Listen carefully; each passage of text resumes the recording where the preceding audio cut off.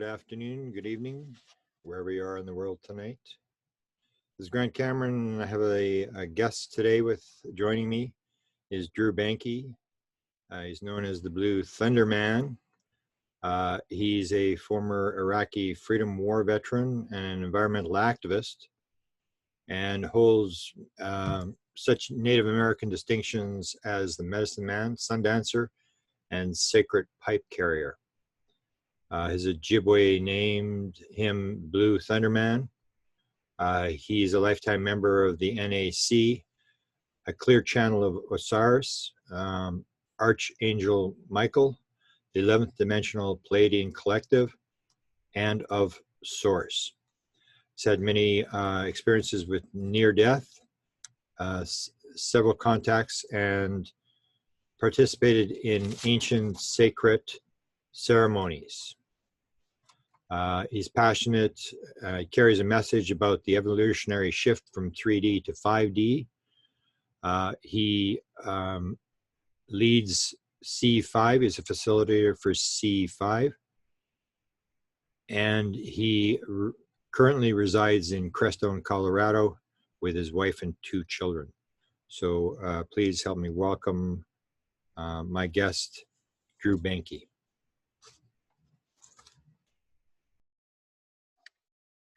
Okay. Good evening, good morning, good afternoon, wherever you are. This is Grant Cameron, and I have a guest tonight, Drew Bankey, who contacted me and who is an experiencer, and I wanted to get together with him and get him to share his experience, which I think is always important to listen to experiencers. So Drew is the only Iraqi Freedom War veteran and environmental activist, but is not only an Iraqi Freedom War veteran, environmental activist, but holds such Native American distinctions as Medicine Man, Sun Dancer, and Sacred Pipe Carrier. Ojibwe named Blue Thunder Man. Drew is a lifetime member of the NAC, a clear channel of Osiris, Archangel Michael, the 11th Dimensional Pleiadian Collective, and of Source. His experience with near-death, several ET contacts, and participation in ancient sacred ceremonies has fostered a relationship with off-planet intelligence, which in turn has led to an evolutionary responsibility as a C5 facilitator. I will stop at that and welcome Drew to talk with me, and we can get right down to it. I live in Canada, as you may know, and here the natives are known as Aboriginals, and we have a lot of contact with them. And there is this sort of relationship that the Aboriginals or the Native Americans seem to have with off-planet species. Can you maybe relate what you know about that and how it fits into your story? Yeah, well, first off, like I said before, thanks for having me on, Grant. And Yep. you know, I'm here to share the knowledge and my experiences, just to help bring understanding for this evolutionary shift that I believe is happening in our universe and in our time right now. And as far as star knowledge, you know, a lot of native teachings several native teachings have never took the star teachings and our relationships with the star beings out of our teaching. So we've never had to relearn it, which Western society and a lot of other societies are having to relearn their relationship with the star beings now. But we've never had to relearn that. It's always been taught, and it's always been right there in front of that we are directly related to the stars. We are directly related to the star people, and so it's never changed for us. A lot of our beliefs are based around the constellations, astrology, and and as well as nature. It's all connected to us. And how did you come to this knowledge? Were you brought up with this? Is this part of the culture that you were taught by your parents or your elders? No, I was adopted at 5 days old. So I was adopted at by a Blackfoot male, and but my mother was white. But I wasn't raised with any teachings of spirituality or anything. Um, I was raised on a farm, um, taught how to plant vegetables and raise animals and things like that. So I was very in touch with nature, with growing uh, food and such like that, hunting, and but it wasn't until after my two deployments to Iraq caused me a lot of trauma and PTSD, and eventually led me to plant medicine ceremony to find relief, and that's what opened up a lot of memories for me. Um, it took me through my traumas and took me to a very foreign place at first, a spirit world that I wasn't really familiar with, but it went on from there. Trauma is often described.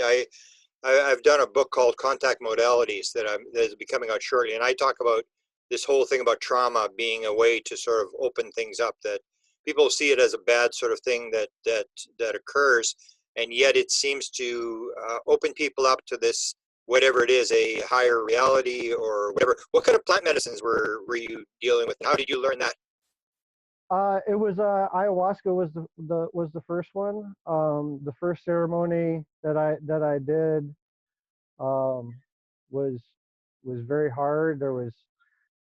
I didn't see anything, and I actually didn't want to do the second ceremony. My wife talked me into doing the second ceremony, and the second ceremony, which was the next day, they were in succession, one day after the next.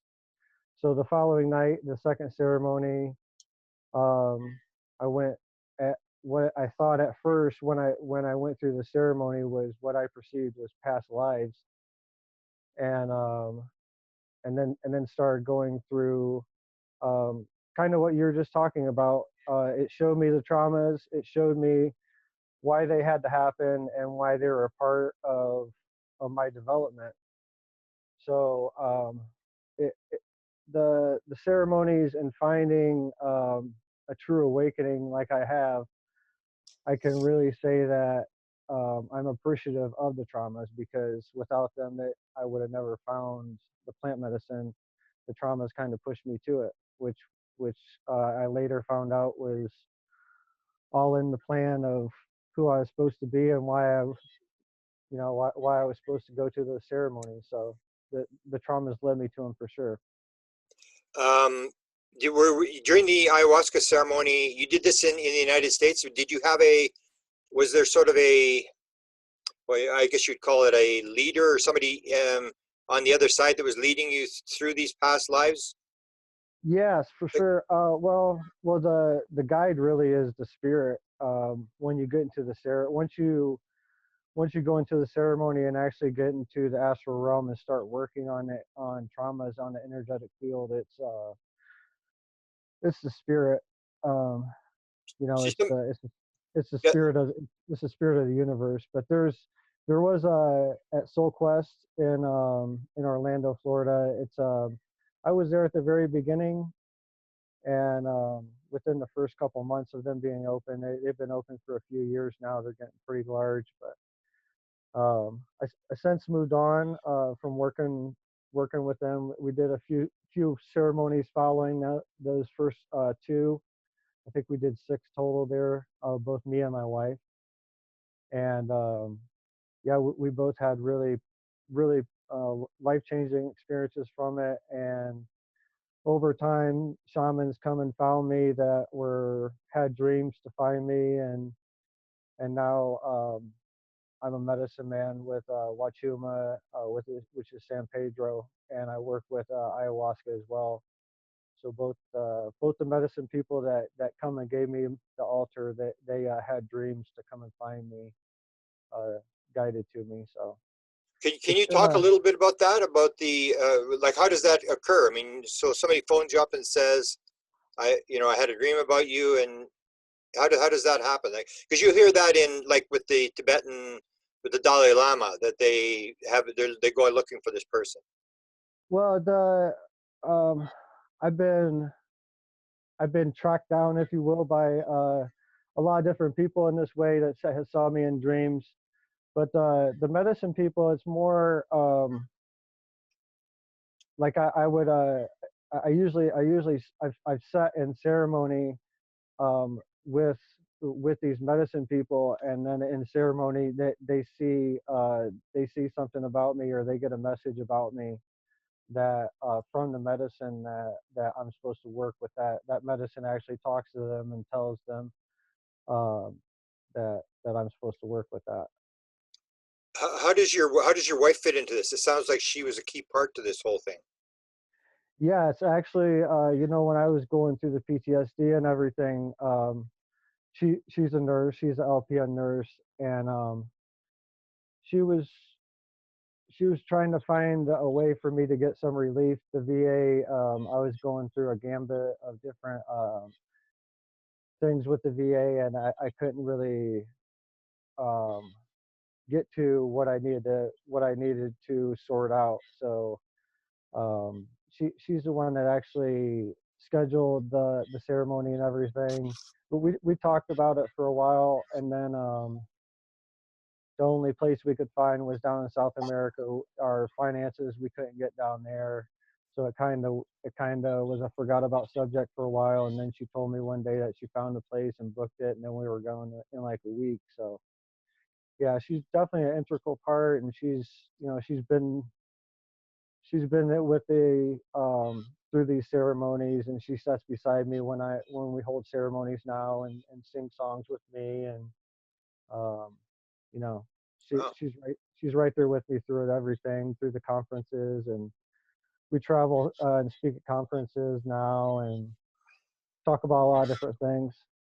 wow. The PTSD thing. Did your wife know about this? Because there is research being done with psilocybin. You're probably aware of at John Hopkins University, where they're doing PTSD. Did she know this relationship? And do you think are there other, say, Iraqi veterans or war veterans who have that you know of that have gone through this using the medicine to get over the PTSD? Oh yeah, there's I mean, I could yeah, there's a lot of groups out there. There's Veterans for Natural Rights. The founder lives in Colorado. I know him very well. His name is Matt Kale. I give them a shout out on here. That they're doing some really good work with natural medicine, and working trying to they worked on a bill to get PTSD recognized in the state of Colorado on the medical marijuana ballot. For a symptom for that. So he headed up that deal, and he started the Veterans for Natural Rights, which they work directly with that. They sometimes sponsor some veterans to either go down the Soul Quest in Orlando, or I know they're working on some other things. Might be going out down to South America, taking some veterans down there, but yeah, Matt Kale, he's been working with it, and he's specifically dedicated to veterans, and I really respect that. Wow. You're in Colorado, correct? You're in Crestone, is that right? Currently, I'm in Ohio. I'm here for the holidays at family. We fly out to go back to Denver tomorrow, Okay. and yeah, but I live in Crestone, Colorado, down in the San Luis Valley by the Great Sand Dunes, and Okay. yeah. You mentioned the change of. I was just in Boulder, I guess, a couple of months ago, and I became aware of the fact that psilocybin is now legal in terms of treatment for people. Is that correct? So you're talking this movement? Is this all types of medicines like ayahuasca, psilocybin, or is it just the one that's used for these treatments of psychological situations? Well, um, Denver has decriminalized psilocybin inside the city limits of Denver. San Francisco, they decriminalized, I believe it was ayahuasca, San Pedro, and psilocybin. And I know there's, I don't want to, speak on and say talk about towns when I'm really not sure, but I know there's a couple cities, large cities in the United States that's decriminalizing psilocybin. I know there's things on the ballots all across the country to decriminalize these natural medicines like ayahuasca, San Pedro, peyote. These medicines are way older than what we even thought. We're finding proof of them there being, originally it was thinking around 22,000 years old for peyote. We're finding evidence that it was way older than that. We're finding evidence of cannabis being I think it was like 2.4 million years old. I just seen an article on that. So we're talking about these medicines that were here, and they were put here for us to use, Yeah. and we kind of got away from that. Do you have the set and setting as well, like in terms of the fact that you like you need sort of somebody who knows how the medicines and the all that kind of stuff, and the what they would call it in the university setting, set and setting, where you can't just take the medicine, you need all the stuff that goes with it in terms of it working properly. Yeah, the medicinal work, you know, you could take eat a peyote button or drink some ayahuasca by yourself, and you would have some effect. But when you have someone that's been pretty much ordained by the spirit of that medicine, you bring in a whole nother aspect to the ceremony. You bring in a lot of a lot more support, as far as the healing. You have a lot of you have the support of the spirit world, without doing it without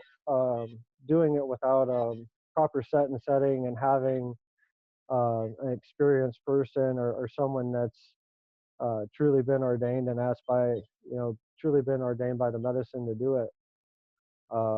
You're just basically dealing with the physical. Yeah. If you got the medicine person there, and he he has a relationship with the spirit, and he's worked with it, and I work on the astral level when I go into ceremony, so there's no um, I don't see form anymore. I see the energetic field. So that's where I work at when I go into ceremony. So what do you mean? Can you elaborate on that? You go into what aspect, or explain for people what you're referring to in terms of levels and stuff like that. So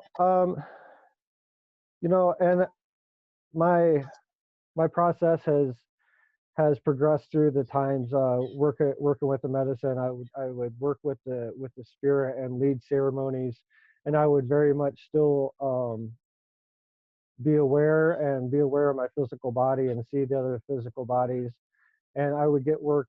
I would definitely have good results, but the level where I'm at, I'm a master level medicine person for Wachuma and ayahuasca, and that just means that there's the illusion of the physical, the illusion of basically the world, human body, all physical being is gone, and I see the energetic field. So when I see a being, I basically see 7 energy points, which would be the chakra points.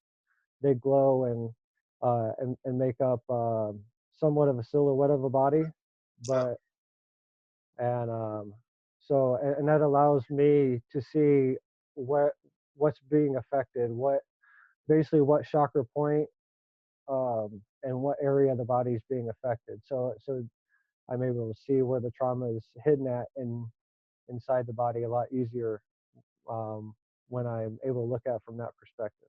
are you able to release it, or what do you do to do treatments and stuff like that? I can release it at that point. With when you're at that vibrational point, when you're there, there's no storyline. There's no storyline of how they got the trauma. There's no storyline of how to release it. So it's just a simple matter of releasing it. And are these people, say, using medicine while you're doing this, in terms of? Correct. Yeah, it'd be a ceremony. The vibration of all occupants have to be risen for everything to work properly. So yes, there'd be a ceremony as well. Okay, let's cross over now. Last night I was talking to a girl from Toronto who did the ayahuasca ceremony in Peru, and she talked about an encounter with light beings, a whole series of light beings and a ship. And they invited her on, but she was so physically sick that she basically told them no, she wasn't prepared or whatever, and didn't get the opportunity. But she said they were very highly energetic, uh, extremely like light beings, like not really the bodies, but light beings. So can you explain maybe to her and to me what that might be about? Well, yeah. So to back up, we're in a third dimensional field right now. We're in a third dimensional vibration, and really everything that we see, touch, feel, experience, either in dream space or awake, it's all vibration. It's all vibration and energy. Yeah. And the higher the vibration is, the higher the dimension. So right now we're actually going through an evolutionary shift. The Earth itself is going through a consciousness vibrational upgrade. We're our physical bodies are part of her. We're basically our spirits, our soul essences are borrowing pieces of the earth to make it to make this body. So its vibration is rising. So in a sense, we're going through a consciousness upgrade as well. So what the and to answer your question, I offer a question. At this point, when we go to a dimensional, a vibrational upgrade from where we're at now, if we know that we're starting to get telepathy, is starting to become, um, okay subject to talk about. Telekinesis is starting to be an okay subject to talk about. We've pretty much agreed that we're not alone in the Yeah. universe. And so now the conversation shifts to what are they and what's our relationship to them? Right. Well, when we go through this evolutionary shift, what do we look like 1,000 years from now? What does humanity look like 1,000 years from now? What does humanity look like 1,000,000 years from now? What's humanity look like 2 million, 5 billion, and so on and so forth? You're out when we get outside of third dimensional reality, time is not really there. Time is only here in this third dimensional heavy physical duality lesson existence that we're in right now in this physical body. Okay. Once we get out of there, time is not of existence. Okay. So what we're looking at, the light beings, are ourselves in the future, but future is not really there. So it's all happening right now. Right. They're coming back and watching what's going on right now in this evolutionary shift. The light bodies that she experienced in ceremony was some form of ET, or it could be an angelic realm, like a seventh, eighth, ninth dimensional being. Um, there's different scales on where form stops, but I believe form like form bodies. Yeah. When we switch over to light bodies, I believe it's kind of up to us. So I mean, when we get to that point, we could hold on to our form, um, probably up until seventh, eighth, ninth dimension. That's probably what she's seeing. Probably either her guides, angelic realm, or she's seeing ET. Okay, But so let me ask two questions now. In terms of the being, so if you're seeing say a gray, that would be a lower vibration than saying because an angelic type or like a light being, because what she described to me was it was just overwhelming. She just could not take the vibration of the number of them, and told them to sort of calm it down. I can't handle this. It was like just overwhelming the vibration that was coming off them, or so is there a level of beings that would be at, say, beings that have more physicality as you go up, and would that mean that when you're looking at light beings, you're looking at very advanced beings? Am I correctly interpreting that? correct. You're experiencing a being that's getting very close to the end, um, to the start of the loop to go back over, because it's really just it's all a loop. So we're here. then we go on to be higher vibrational ETs. We might be Bigfoot. We might be fairies or something like that, and that's around fifth dimensional beings. These beings are real, um, Yeah. and yeah, when you get up there, those beings, when you start to lose form, you're getting close to going back to source. And when you go back to source, it's pretty much a start over. It's just a constant loop that keeps going on over and over. So what we're experiencing, um, outside the timelessness, we're experiencing other parts of our soul essences. Each of us have a soul essence, and what I've come to learn from my experiences, those beings, if we have an experience with ET or Bigfoot, or an eagle lands on your windshield while you're starting your car, when you're getting ready to back out of your parking lot at work or something like that, those beings are another part of your soul essence. They're actually yourself. And I've had experience like this several times. So and that's really mind bending to come to that realization. So the birds, because you'll hear this a lot with owls. Your bird is what that you've encountered? So I've had experience, um, definitely with higher dimensional beings, like with Bigfoot. I've had experience with a Bigfoot, Okay. um, and the it, it was really a paradigm shift when I had the experience. The real paradigm shift was a few weeks later when I had a dream, and I was having the same experience but from the viewpoint of the Bigfoot, and seeing myself. So and that's what really opened my understanding up, that we're bilocated beings, and we're operating on several dimensional fields at the same time. And because we're approaching this evolutionary shift on this planet, and it's such a big occurrence. A lot of these timelines are coming together, so we're starting to meet. Other timelines are starting to overlap, so we're starting to see a lot more ships in the sky. People are starting to have experiences, one-on-one ground contact with ET, Yeah. and these things are because the dimensional fields are breaking down and they're starting to overlap. These beings that you're meeting, from my experience, I've had two experiences. One with a being, face to face with a being on the ground, with no ceremony, totally sober, and had the same experience where, in dream space, um, I was looking from through the eyes of that being, and got a really big download of, we're bilocated on several different dimensional fields at the same time. Wow.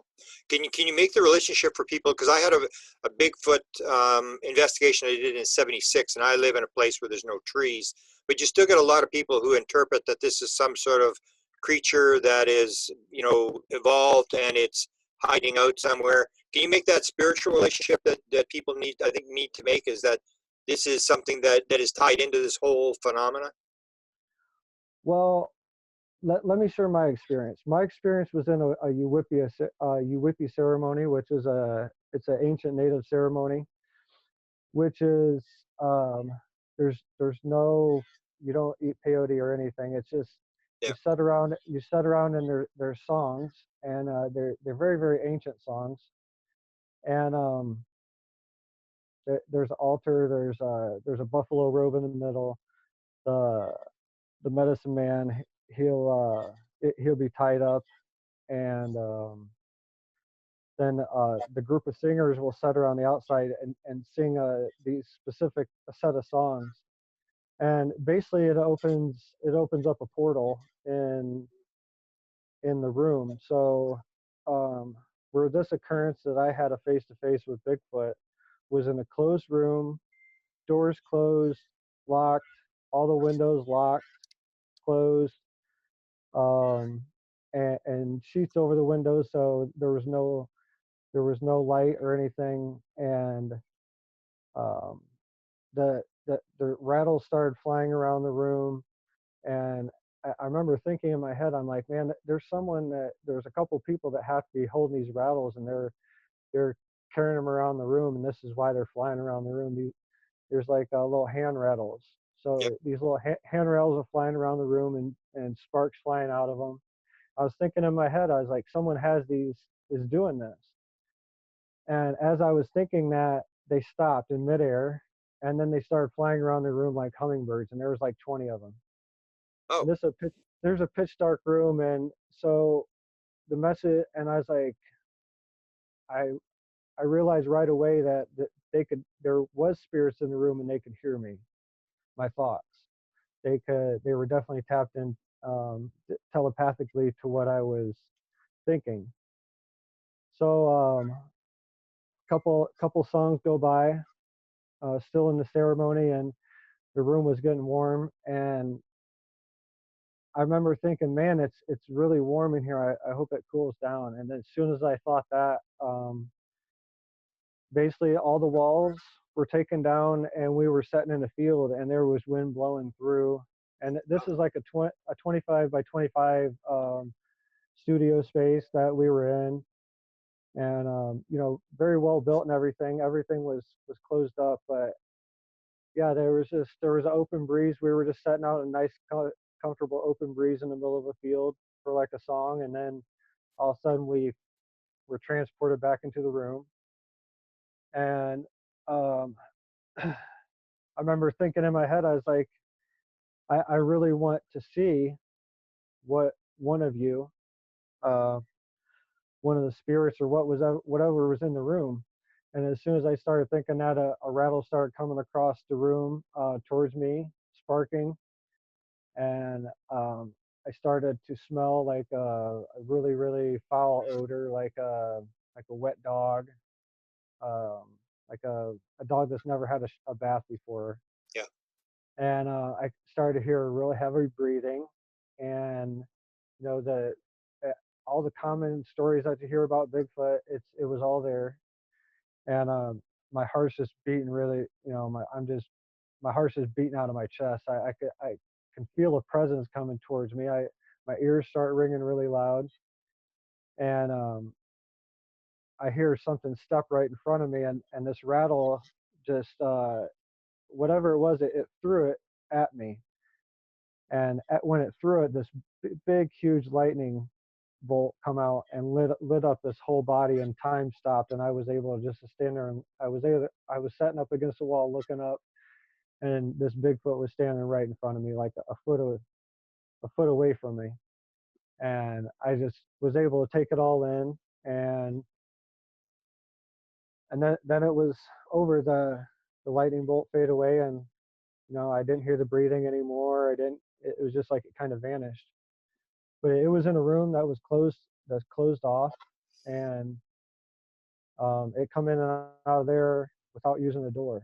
So um, what I what I've come to know now, speaking to other elders and um, the Native American community, um, kind of vets you. Like if you start talking about things like this, and they won't talk to you openly about it until they know that you had a real experience. So Wow. uh, well, once started telling the elders about this, they started explaining to me, really what the Bigfoot was.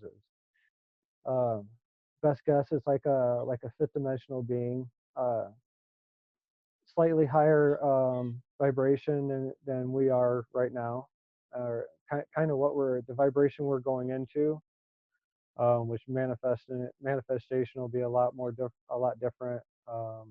You know, the hate in the world will be a lot different. There'll be a lot of things that change. Look a lot similar to what it is now, but a lot new things are coming very soon for humanity. What you're describing there is familiar to a lot of stuff I'm researching now. Physical seances where you get this kind of thing, and in there they use song as well. Is the song to raise the vibration? Is that what's going on? And can you explain what you interpret a portal to be? What's happening in a portal? Is it a raised vibration where they're able to come through, or how do you describe that? Well, the song, it's actually, it's dealing with two realms. It's dealing with the spirit realm and the physical realm. The song, it's more really about the beat. The and this is scientific. This is a well-known scientific fact. Like, if you hold a beat in a group, say a group of 10 people, and you can just beat a drum or tap a stick on a table or anything. If you hold a beat for, I think it's 3 to 5 minutes, everybody's heartbeat will go in sync with that beat in the Oh, group. This is a physical fact. So when that happens, and and you have you have everybody's heart beating on the same beat, and then you have everybody's intentions the same intention of healing. Really, the Uwhippie ceremony is about healing, because you can, people can do some research on Black Elk. Black Elk Speaks. He's a very famous Uwhippie man. He had a couple of documented cases where he did a Uwhippie ceremony in a hospital, and the spirits come in and they end up healing everybody in the hospital, and the nurses had to chase down patients that were on their deathbed, and all this crazy stuff. But this is a documented case. Black Elk Speaks, if you want to look more into Uwhippie.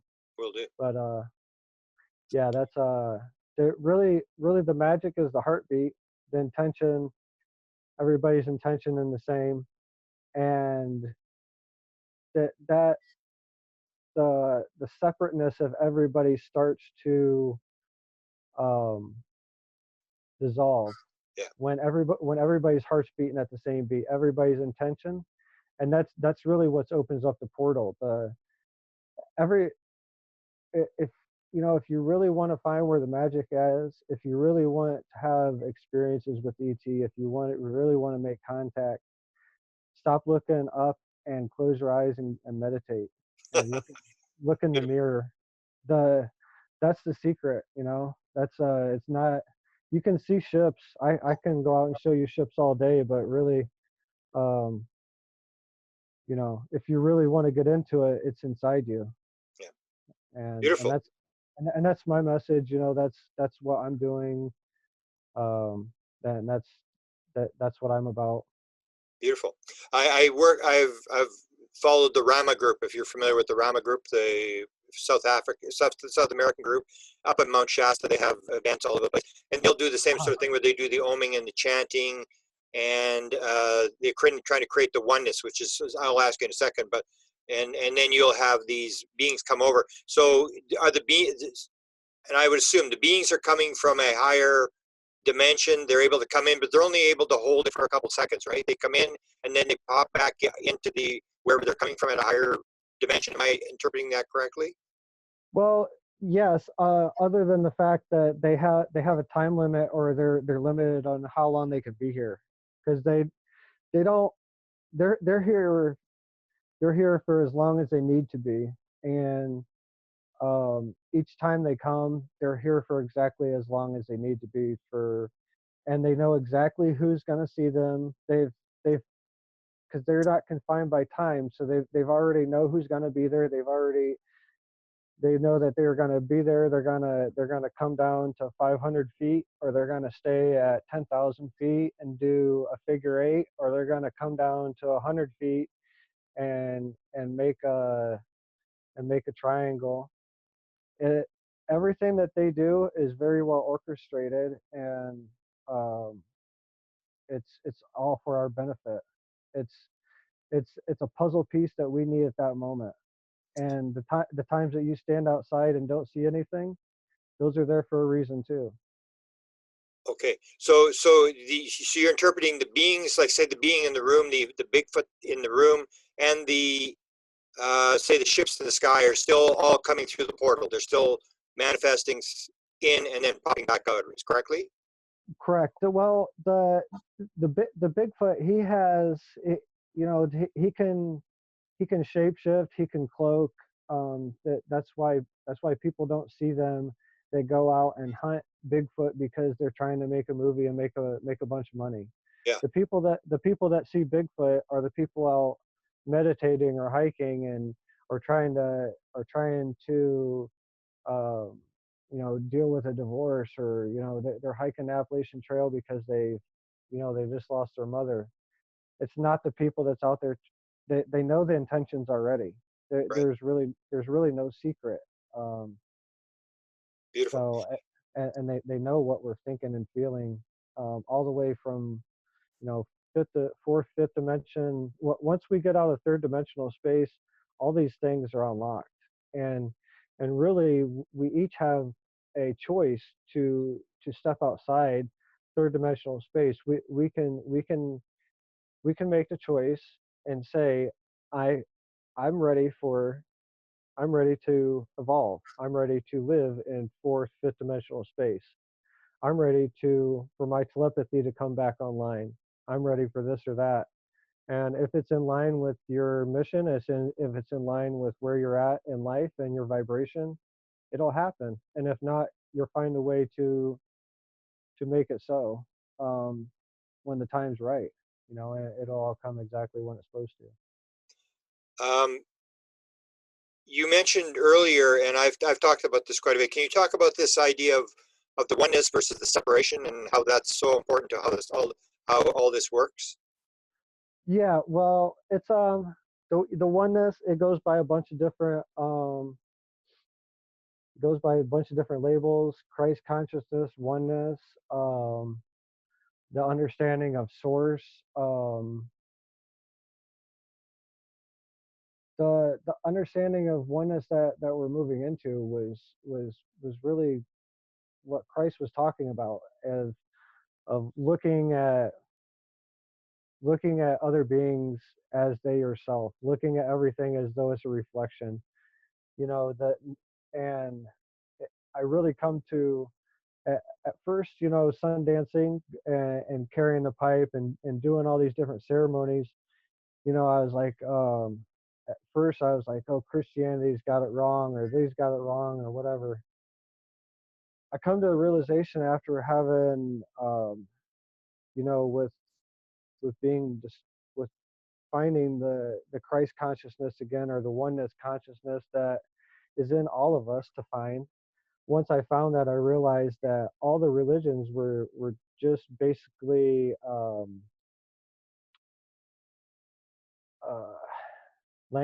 just different languages speaking the same thing. So if I say love in English, or if I say amor in Spanish, I'm saying love, and my intention and my vibration and what I'm putting out in my mind towards a person, a place, or thing, whatever I'm describing, is the same thing. The religions are no different. They're talking about the same thing. Over time, they may have got caught up in the telephone game a little bit, and maybe got a little bit added on, words here and there, or different people's interpretations. But if you sit back and listen, with an open mind to Buddhist teaching, Native American teaching, Christ teachings in the Bible, and those that should be in the Bible that are not in the Bible, you're here about reincarnation, and being one with all, and remembering past lives, and all these magical things that Jesus did. The story of Jesus Christ, and Jesus was actually a man. He was taught by the Essenes. From an early age, he was a prodigy, and there's a lot of truth to the story of Jesus. But ultimately, the story of Jesus was, he came at a time when the world really wasn't ready for his story, his teachings. And now I believe we're at a time that the world is ready for Jesus' teachings. Which, like I said, I'm not here to be a Bible thumper or anything like that. I'm just using Jesus as one of the examples. Yeah, yeah, I Um, understand. so yeah. People have talked about, and I think you used the expression going from third to fifth dimension in this shift. And my question would be, what happened to the fourth dimension, or why do I always hear this third to fifth dimension shift?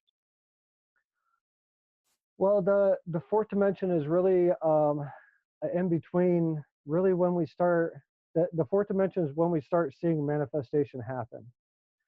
When we start putting our intentions towards something, and something amazing happens, or a synchronicity comes together and manifestation happens.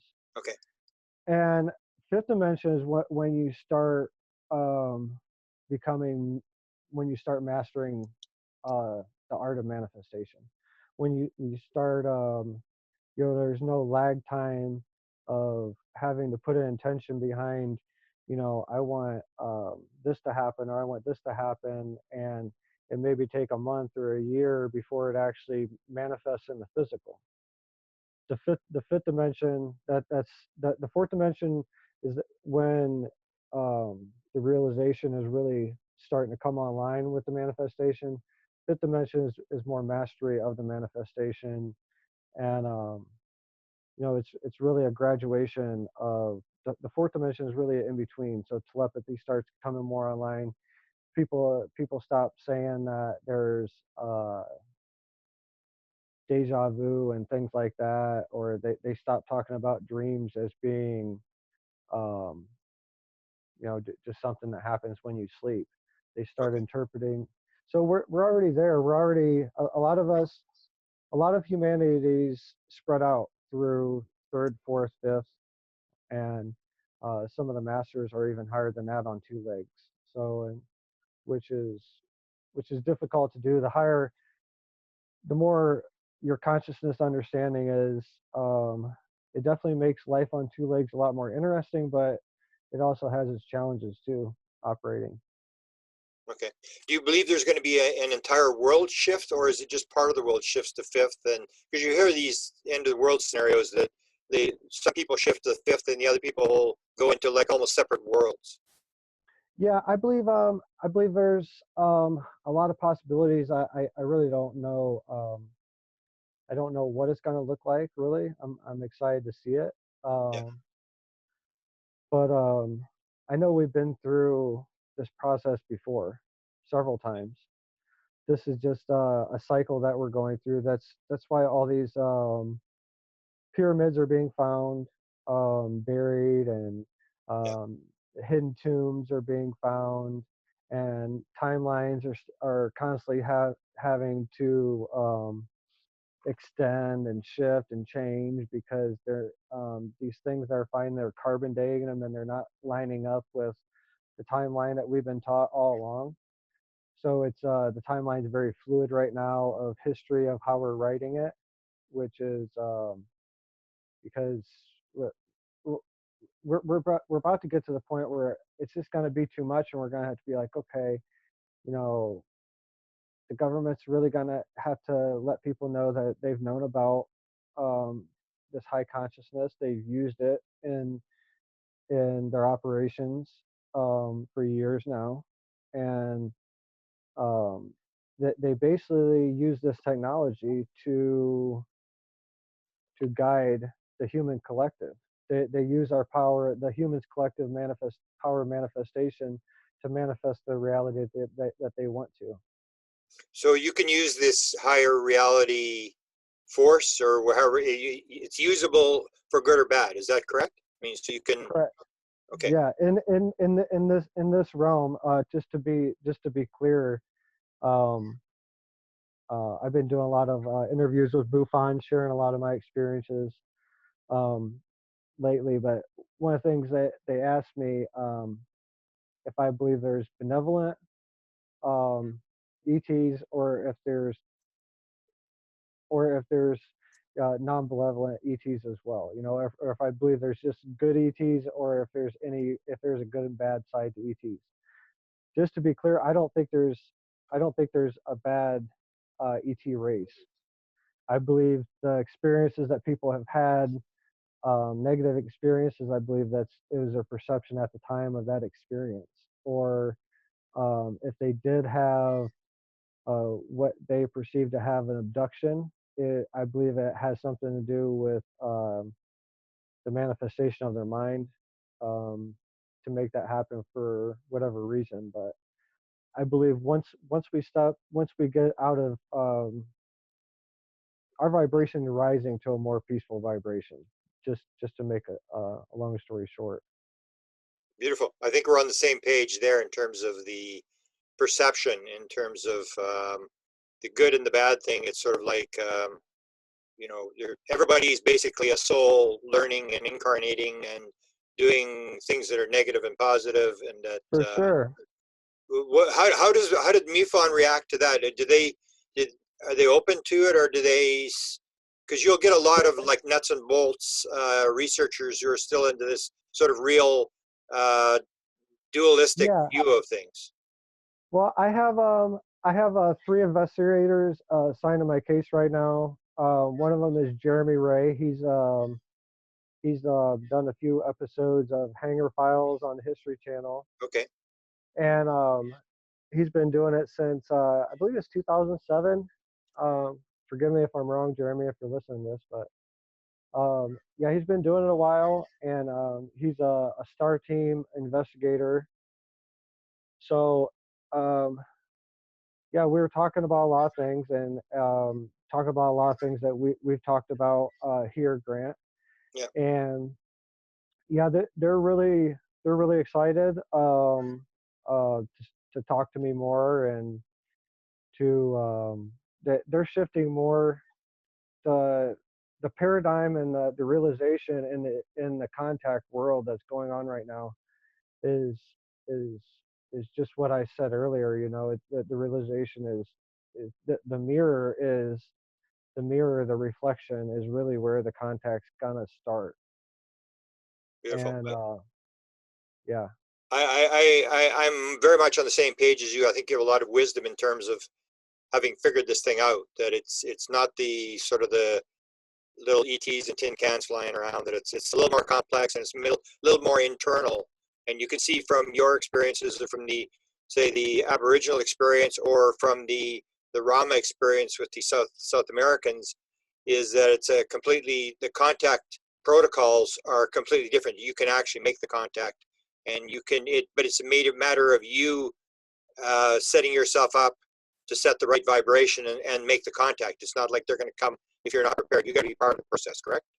for sure. Yeah, it's you might catch you might catch you might catch a glimpse of a ship by accident from time to time, but ultimately, from what I understand, even that one little glimpse is meant to happen. Yeah. so if you want to have real experience, you go out with a C5 facilitator that has a meditation or consciousness protocol involved in their CE5. And I pretty I'm not going to say that's going to happen like that, but everybody in the group has to be of good vibration. If you have someone there that's trying to get video and trying to make $1 million off of it, Yeah. chances are they're not going to show up. Because they already know. Like, they are. When you think about it, they already know. Like, beautiful. Do you have C5 events in Colorado there? Are you part of groups there that do this? yeah, I have. I started a group in the San Luis Valley for just the locals there, and um, we've never had really. I've done a couple C5s there, but um, I'm really busy speaking a lot and doing different events, prayer events. I'm about to be down in Florida at the end of the month doing a 7-day walk with Miccosukee tribe going around Lake Okeechobee. So I Wow. try to keep my service still balanced. I was at Standing Rock. Me and my wife both went to Standing Rock. We both went to Hurricane Harvey. We did search and rescue with the Cajun Navy down there. Yeah, we've done a lot of service work in the past, but we try to keep a balance of it now, speaking and also doing our service work as well to keep that relationship, and let the spirits know we haven't forgotten, Beautiful. why we're here. Let me finally go into the ET contact. You've mentioned you had an ET contact, and talk about that. And you mentioned the Pleiadians. So how do we know who you're dealing with? And are they actual beings on that planet, or are they beings that have transcended to higher, like a fifth dimensional realm where they can move around in the galaxy or wherever. Okay. Okay. The contact with ET that I had was February of this year, well, last year, 2019. It was my wife, me and my wife's anniversary. So we went to Chaco Canyon. We got an Airbnb house. We rented an Airbnb house in Cortez, Colorado, which is a couple hours away from Chaco Canyon. Okay. We visited Four Corners. We visited Chaco Canyon, and we spent most of our time there looking at petroglyphs. And I took my drum there, and I sung a couple prayer songs in the in the valley there where Chaco Canyon's at. At the end of the day, we drove back to the B&B, had dinner, and eventually went to bed and woke up in the middle of the night. It was about 2 or 3 o'clock in the morning, and my ears was just ringing like different tones. My ears ring all the time, and I've come to learn, sometimes I'm starting to differentiate what is what. But at that time, my ears are just ringing, so it kind of woke me up. I was like, okay, I'm gonna go outside, have a cigarette. Um, there was a security light on the front porch, which was right by the bedroom where my wife was sleeping, and I couldn't turn that security light off. So I was like, I didn't want to wake her up, and that's like a motion light on the front porch on this rental we were at. Yeah. I was like, I'm gonna go out, I'm gonna go on the back porch. Haven't been out there yet. Haven't checked it out. We're about to check out tomorrow. Haven't even checked it out yet. So walked out there and lit the cigarette. And immediately when I walked outside, my ears started ringing louder. And as I took a couple puffs of the cigarette, and my body just starts vibrating really, really extreme. It's like it's welling. It's coming from inside my chest when I'm feeling the vibration. And I go to almost kind of gag and spit a little bit, and I spit into the yard. And as I leaned forward, out of the corner of my eye, I saw a being standing beside me. And my first thought, I was like, it's a shadow from a street light. And I kind of thought for a quick second, I was like, there's no street lights back here. There's no lights back here. And so I kind of stood and faced it. It was face to face, same height as me, and um, just a black silhouette being, and it's with no eyes, couldn't see anything, and then the eyes started to open up, a slit started to form, and then the eyes started to open up. Um, larger larger than our eyes, I would say. I would say probably about twice the size of our eyes, and it locked eyes with me, and information download started happening between me and that being. It was telling me a lot about the chakra system, how it coincides with the energetic field, how it coincides with the universe, how the planets are um, chakras for the universe, and how an ant has a chakra system as well, and everything that you see in the physical basically has a chakra system.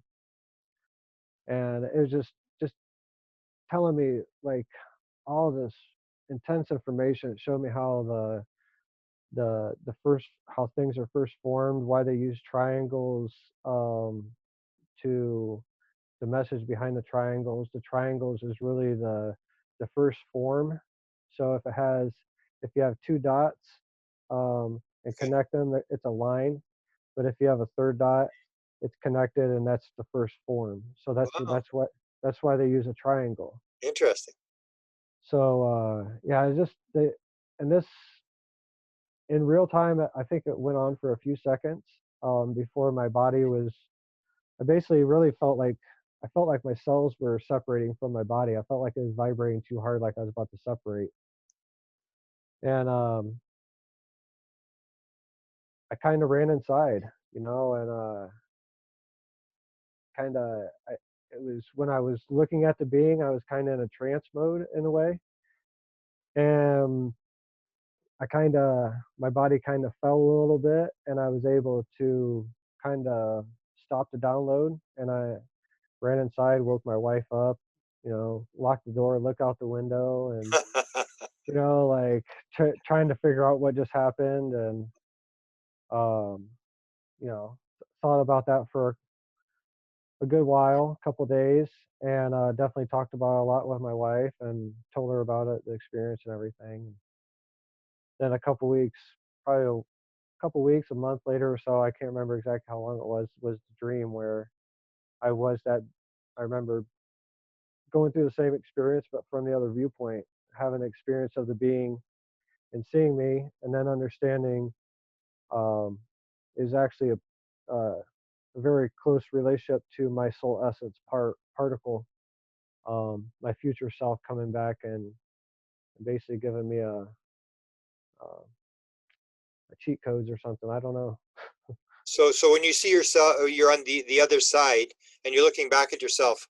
Do you see like a being that you're trying to help, or like your former self, or you're trying to Yeah, actually help? yeah. I look at like a little brother kind of, Okay, but fascinating. it's kind of me. It's just weird.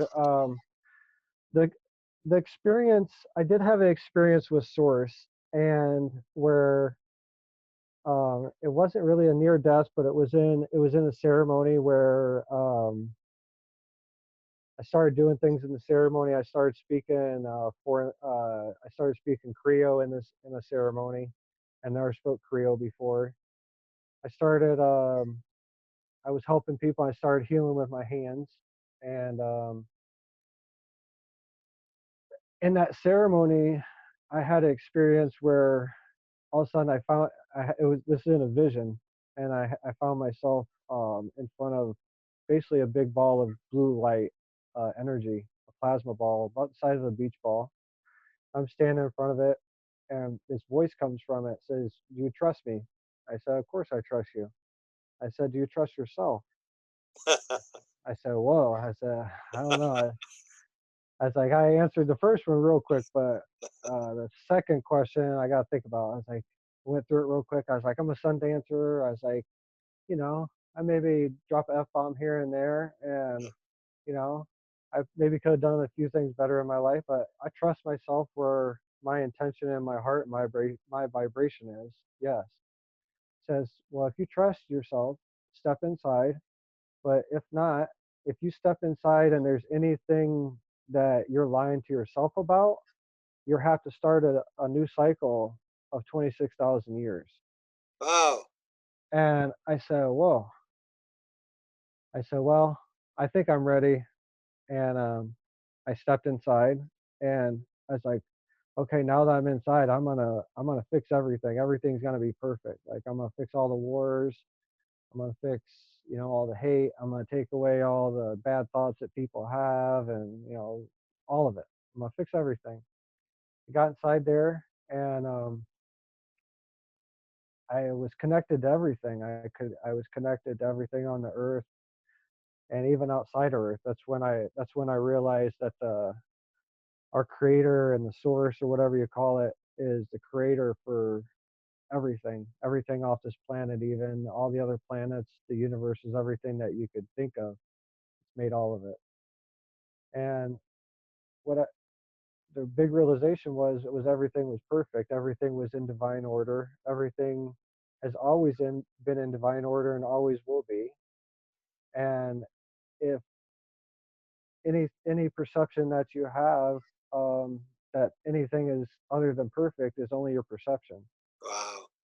And the truth is everything's always in divine order. And so there was nothing to do. And I'm like, holy crap. I was like, this is the secret. I was like, this is why no one's here. I was like, there's no one else here. And I had a really strong sense that I was talking to myself. I was like, man, this is gonna, I might end up in the mental hospital like after this or something. But um, the next question that happened when I was in there, I said, well, what do I do? And they're like, like, but you can stay here. You spent a long time going through these ceremonies and really going inside yourself and figure out, you work for this. You can stay here. This is what you work for. I was like, well, there's nothing to do. And they're like, well, yeah, that's kind of the joke of it all. Like, people come here and they find out there's nothing to do and then they go back. I was like, well, what should I go back and do? And they're like, well, you can do whatever you want. I was like, well, maybe I want to go back and be an eagle for a while and see what that's like. And they took me to a dimensional space where I was an eagle, and they showed me that I was already doing that. And I went through about three or four different things like that. Of maybe I should do that, and they showed me I was doing it in another dimensional space. And I'm like, well, what am I supposed to do now? And they're like, well, you really have had a lot of experiences, and really the only um, reason the reason for the incarnation is to have you have experiences for source to gain a better understanding and a higher consciousness. Whenever we expand our consciousness, the source expands its consciousness. So that's really what we're here doing. And I was like, well, what experiences are left to have? And they're like, the only experience that you're left to have to do is walk with this consciousness on two legs. Wow. And I was like, how can that be? I was like, and they're like, you have lived four sets of 1,333 lives. You this is your last set. This is your fourth set of 1,333 lives. When it's like when you step out of source, you will be at 1,334. And I was like, okay. I was like, but so I'm sure you've heard through interviewing people about soul contracts. I basically made a new soul contract right then, and I had it was really interesting doing it coherently, setting your soul contract coherently. Okay. I said, okay, I'm going to go back and I'm going to carry this understanding. I'm going to do it well, and I'm not going to I'm not going to, there's not going to be anything that's going to mess up my path. Greed's not going to become involved. The right people are going to become in front of me for this message to be delivered and spread. And yeah, I set some other things that are kind of personal to me, but I basically set my soul contract, and you know, the people that's been messaging me and the conferences and everything working out to where even doing this interview, it's all part of confirmation for me that my soul contract's being honored. So thank Wow. you. Well, I am honored to talk to you. You're a very wise guy. I mean, in terms of the stuff that you've told me, I mean, you have some really interesting uh, material, and it fits what I've been doing. I've been doing this for 45 years from a different sort of angle, but I really appreciate the wisdom that you've provided me in terms of this. Where are you speaking? Can you go through that? Maybe I can catch up with you somewhere on the circuit. What's your schedule like? And do you have a website? How do people contact you if they want to get a hold of you? Yeah, the website is www.sacred journeys within. Journeys is spelled with IES, so it's sacredjourneyswithin.com. You can also look me and my wife up on Facebook and reach out to us. I believe I believe our website is linked through my Facebook. You can check me out on YouTube. I've done some channelings on YouTube, some different interviews, and um, some C5 videos on my YouTube. Drew Bankey is just my name. Yeah. My last name Bankey.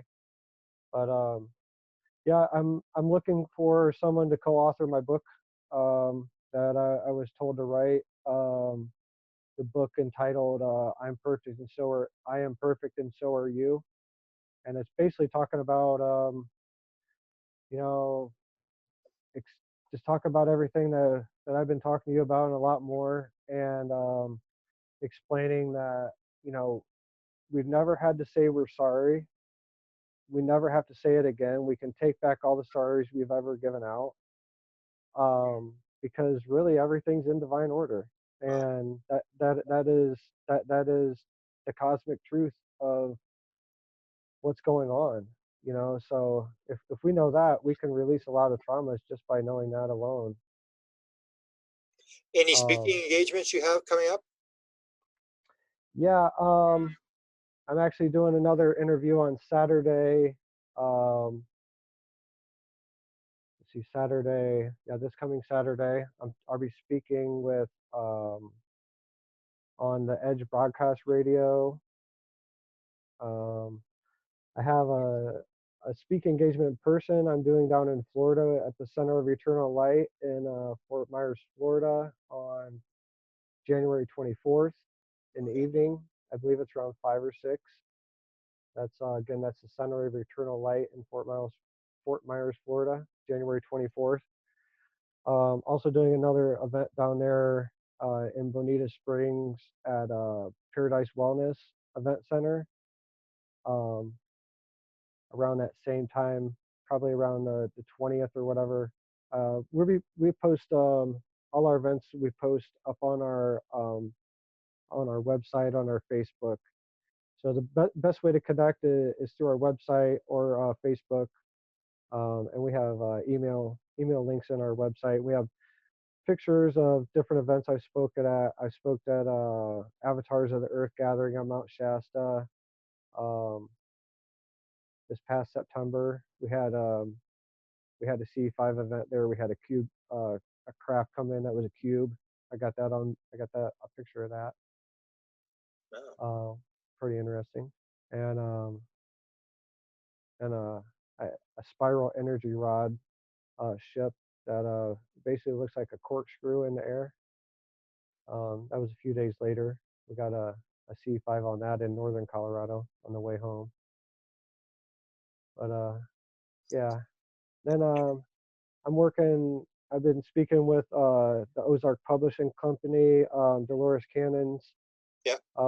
publishing company, trying to work out details of being speaking there at their. I It's a don't good know a event. date on. Yeah. That's a I big don't know event. a date. You like that? Yeah, but I went to, was that Cosmic Disclosure? No, Cosmic Contact in the Desert, um, earlier this year. Well, earlier last year, Yeah. May or June, I can't remember. In Indian Wells, and uh, spoke with. That was contact for me, contacting a lot of people in the circles and getting face to face so they could see who I was and what I was talking about. So I spoke with Cliff Mahudi, been speaking with him, Okay. um, No, Cliff.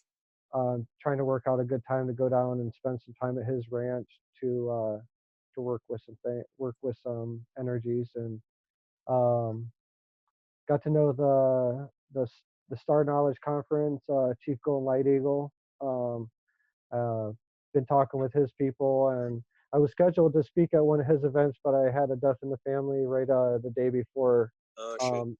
the 11/11 conference up in Colorado. I was set to speak on the main stage there, but had to miss that for family emergency. But we've been speaking about Chaco Canyon, and I have an ability to interpret petroglyphs. Uh, I don't know how or why, but I'm able to look at them and tell you what they say, Wow. and it's been verified. So um, I'm going. I've been asked by Chief Golden Light Eagle and some of his people to go with them in the spring to basically record what the petroglyphs say at Chaco Canyon. Wow. Well, I am absolutely honored to talk to you. And there's an event. I'll contact you about a few things that you talked about privately. In terms of, there's actually an event at Crestone that happens every year. That sort of, I think, would sort of fit with you. So I'll talk to you about that privately. But I'll shut it down now, and hopefully this works. I see I've got a message on my computer here. It says my speaker's not working, but I could hear you. So hopefully the tape works. Otherwise, we'll do another session here later on. But you've given me a lot of information that I really appreciate, and Yeah, hopefully we can talk again, and you can share, because I think your material is very important at this time in this place. The material you're providing is, as far as I'm concerned, dead on. I appreciate it, Grant. I want to leave you with a few things. Okay. One, the key to energetic healing is through the belly button, through the sacral chakra area. That is where the manifestation starts, and that's where it's disconnected from the mother. So that's basically it's a really big thing energetic wise on the belly button. So Okay. a lot of medical practices, both on the healing, Reiki healing, energetic healing, they're going to start focusing on that more and more. And also, at the end of it, just thank you again, Grant, for having me. Thank you for giving me the platform. I'm sure I feel that we're going to be doing more of these, and talking more and going from here. But I want to leave one channeling from source that I received that's really profound for me. I received a channeling from source that said this. It said, I am the source of all creation. You are the creator through the power of manifestation. Take back your power and efforts to facilitate the upcoming evolutionary shift. Wow. So you do channel, you get channeled messages quite a few. Is that going to be part of your book? Yeah, we could go for hours, and I could tell you how the channeling started. Okay, let's And do it. Let's do another one with channeling, and I'll get into yeah, healing, because these are modalities that I deal with as well, that I sort of write up. So let's do another episode. I'll give you perfect. the time and the place, and we'll get some more wisdom out of you. You got a lot of material. I've really not heard of you, but I'm gonna be listening to a lot of the stuff you say. I think you're tapped into a field that's telling you what's going on, and I really appreciate your sharing it with me. And hopefully this tape turns out right, and I'll do whatever I can to promote you, because I think you've got an important message you're putting out. Thank you, Grant. I appreciate you very much. Namaste. Thank you. I All right, have a appreciate good it, one. Drew, and we'll be in touch I'll contact you on Facebook. Okay, sounds good.